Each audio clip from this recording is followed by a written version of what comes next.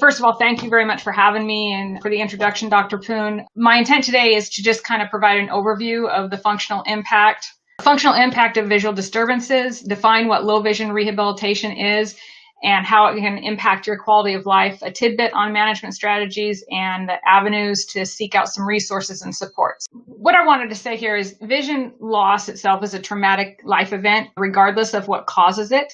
And when your vision deteriorates so rapidly, it can really evoke some panic. For some, it may improve in a matter of days to weeks, but for others, it may take months or have some permanent damage.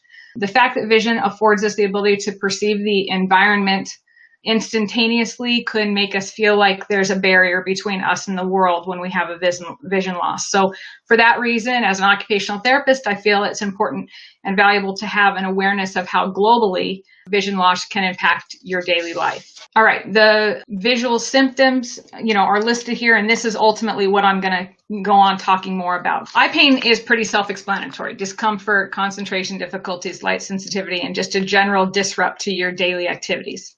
Blurred vision is actually a change in your acuity and really impacts your reading, writing, and driving abilities. We don't realize how much we read on a daily basis, whether it is, work email, personal email, the flyer that your child brought home from school about an event, or even the Walgreens banner saying that Coke is on sale.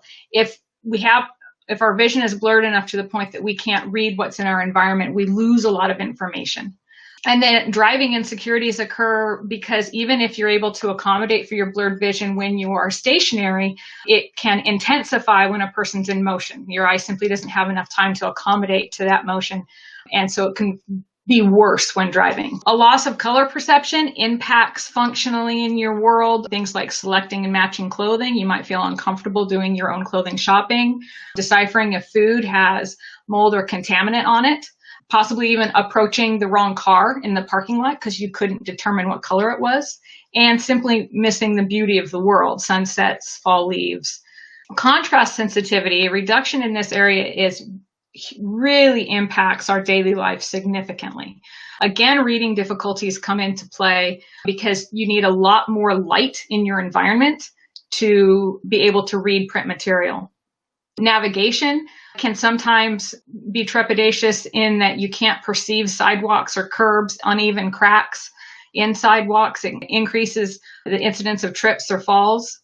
Facial recognition, some don't realize, has a huge bearing on contrast sensitivity because the contours of the face and how light reflects gives your face dimension. And when you're no longer able to pick up on these subtle contrast differences, people often experience the inability to recognize others, which can not only be embarrassing, but also be detrimental to work relationships or professional expectations. ADLs, I could go on forever. The picture depicts one. You may not be able to perceive spilt water on a counter. And reduced dark light adaptation or night blindness can change.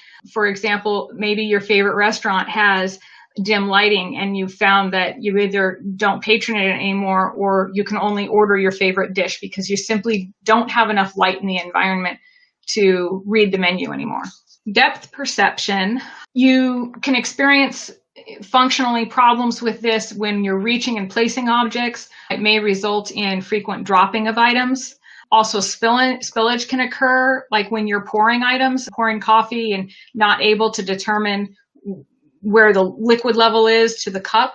In the picture, it depicts how this person was not able to perceive their position in space to the parking space because of depth perception problems. It increases the risk of falls.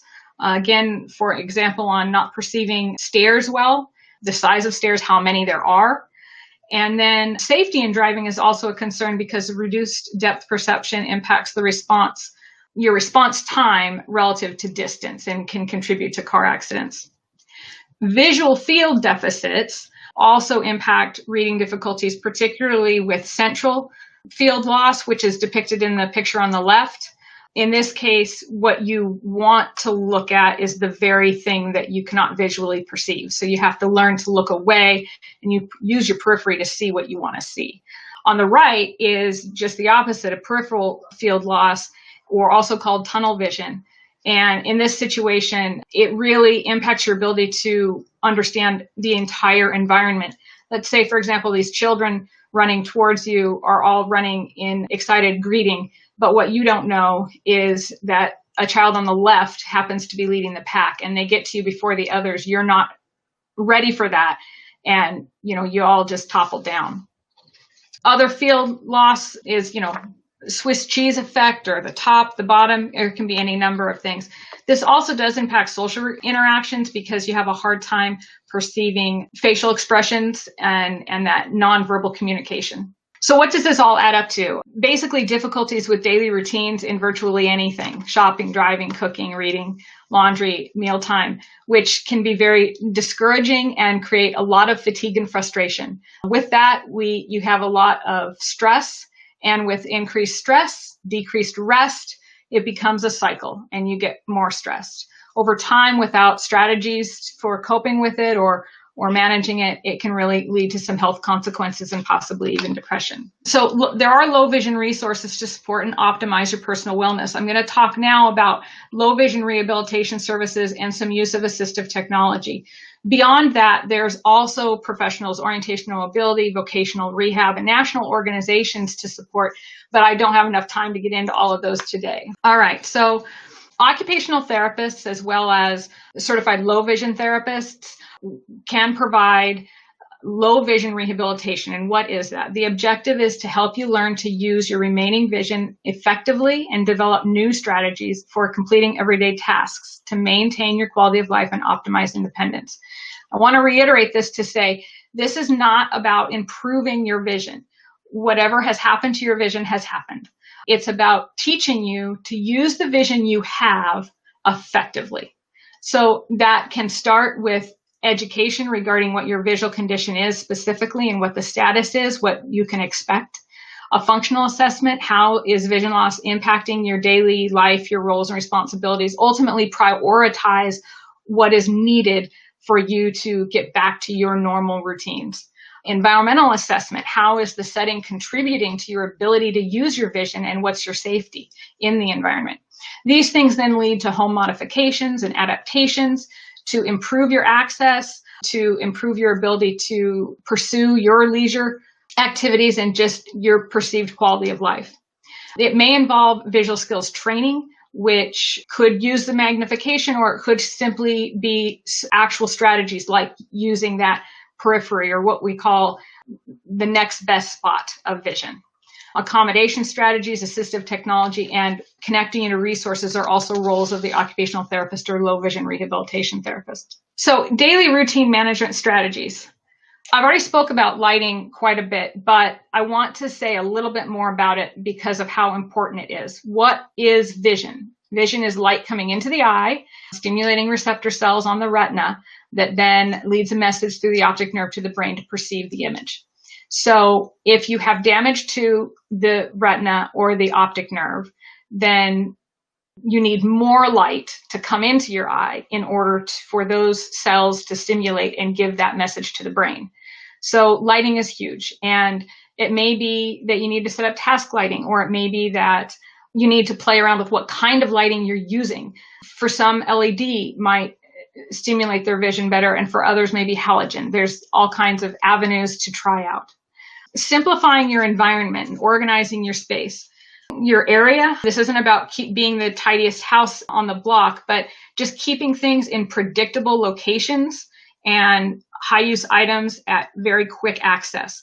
So, for instance, the bathroom drawer. Maybe the top drawer, instead of it being filled with things, you only have your top use items in it so that you can quickly access them and you're not having to look through a lot of materials to get what you need. Same with maybe your computer desktop. Maybe you need to categorize your icons so that maybe your work icons are on the left and your personal icons are on the right, so you're not ciphering through them when you need something. Using high contrast backgrounds. For example, a red cutting board is going to be a whole lot easier to cut an onion on than a white cutting board is. Using tactile markers, maybe on the washer and dryer, so you're not having to decipher where you're turning the dial to. You can use a tactile marker to give you cues. It's all about simplifying how you go about doing things. And also modifying the way you might do something. So, for example, cooking is a big deal because some people aren't comfortable any longer with using knives. So maybe you go to using steamed vegetables, frozen steamed vegetables, or maybe food choppers. Just there's other ways of doing something. And that's what occupational therapy comes in and tries to problem solve with you. Also, in our environment of technology, there's so many things that are voice activated, and you can do a shopping list, you can turn lights on and off, you manage your calendar, all through voice activated technology. Alexa and Google Assistant are examples. And then finally, there are community resources you might not be aware are available. So for example, if you go into a grocery store because doing your grocery shopping is something your vision has made very difficult, and you go to the customer service and ask for a shopper's aid, they will send a staff person with you through the store, locating the items that you need. It's free service. Assistive technology, this is just kind of a list of some very commonly used items by individuals with visual impairment. On the right, you see a picture of a handheld magnifier that is just a pocket magnifier you can go through the community with. Apps on tablets. There are a lot of great apps available. I wish I had more time to explain them, but screen readers, so you're not having to read every piece of material on your computer, and talking devices. MaxiAids.com happens to have a wide variety of these items. So I had mentioned before, there are additional professionals besides occupational therapy that can help. A certified orientation and mobility specialist teaches you to travel safely and efficiently in your home, your work, and community. Also, your state has vocational rehabilitation agencies. There's different agencies organized in every state. Contacting them can open up a lot of resources, whether it's job training, evaluations, connecting you with professionals, a lot of resources there. And then, just organized support groups. And believe it or not, you can learn a lot through blogs, podcasts, and even YouTube. There happens to be one on there that's one of my favorites, The Blind Life. Pretty good one. These are just some national organizations that are available for your advocacy and resource, and they'll just be available I'm sure the website at this point when these lectures are uploaded. The big message, what I really want you to take away is that the loss of vision does not equate to a loss of living well. Rehab does not improve your vision, but it can improve your ability to use your vision you have to productively engage in the world around you. And there are many professionals that specialize in this area and can guide you through developing your skills and your confidence. So seek out what is out there for you. That's the big message. So next slide is just references, and then we move on to our question and answer.